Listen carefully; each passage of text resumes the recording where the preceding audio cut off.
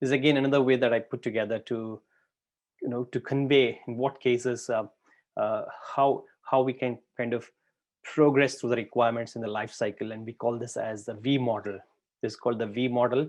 So basically you start off with the scoping of requirements, and then you need to have a test strategy in place at that point of time. So essentially on the left side is what you do here as a life cycle. It's not really waterfall, even though it appears to be like a waterfall. Starting with scoping, architecture, design, low level design, development, and then testing. It could have like they could go into iterative kind of loops. But on the right side, corresponding to each of these, you are trying to do the testing, so that it is at each and every stage you are verifying, validating whether you're doing the right thing, whether you've got the right thing, you've got the correct set of requirements, you've got the correct set of designs. So it's basically that verification, that validation, that kind of assurance you're getting from the team. So you start off at this stage, the scope and requirement, with a very high level test strategy. As you slowly get down to the requirement, the architecture, you've started writing the acceptance test cases and things. And then when you've got the system design in place, you're looking at system test cases.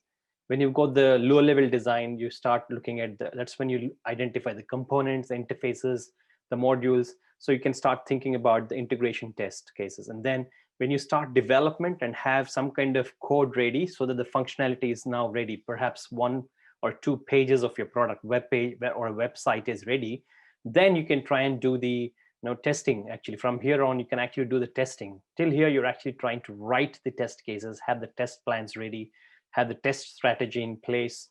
So once the build is ready in terms of development, that's when you can start the unit testing, the system testing, acceptance testing, and then you can do the integration testing.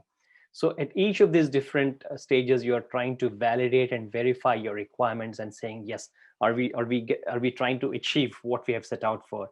Is it conforming to the requirements?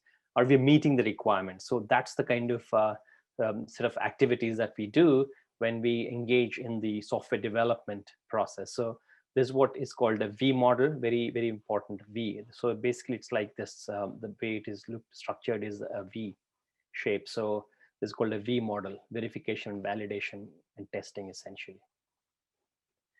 And when we go forward with this, so again, this is basically one of the things that I propose is you need to engage not just with the testers and the QA people in the team, but you also need to engage the users, the end users, and the customers in this process. So test product thoroughly, yeah, very important. But more important is user testing. Engage the users, have them a view of this product. Let them have it go with respect to how the product works, what are the features of the product. Let them use the product and then give us the feedback. And once they give us the feedback, then we can try and enhance the product. Then it goes into the finalized release and then deliver the product again. So it's like a continuous loop again. So it's important that we're not only testing the product from within, like all the tests that we did just now, which are all done in terms of internal test teams. So all of these acceptance testing, system testing, integration testing, module testing, performance testing, unit testing, they're all performed internally by the test teams, which are internal to the organization. But when we talk about user testing, it's something that you're engaging the customers and the end users, and you're actually trying to get the, as they say, the rubber. That's when the rubber meets the road. That's when you really get the real feedback and the real experience of how the real end users would feel about using your product. So that's what it's called as a litmus test for this asset. It's the asset test. That's the touch point. Till now, you're really talking internally. All these defects that you're logging are all primarily just from internal point of view. But the first and foremost thing, when your product or your process or service falls into the hands of the end users and the customers, that's when it would start to really give the complete feedback, give the real best feedback about it, is because they use it day and day.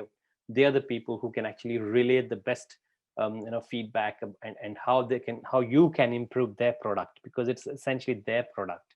You're helping build their product. So this is again a very important aspect of software development to be able to get this feedback early. And that's why they say with agile mode as well that it's fail fast, right? So the earlier you get your products to the customers and users, the better, the quicker they would give you the feedback, which means potentially that you failed in terms of delivering to the expectations or the requirements, which means you're failing early than later after about 10 months or 1 year when you go back to the users. By that time significant damage would have already been done. But instead, try and fail early, fail quicker, so you can recover quick, you can rework on those defects, you can change your course quicker than when you go down the path of that and you self destroy yourself. So it's important that we fail faster and we get the feedback early, we take in the feedback, continuously improve the product, again deliver, get the feedback, and that's how we make these loops smaller and quicker.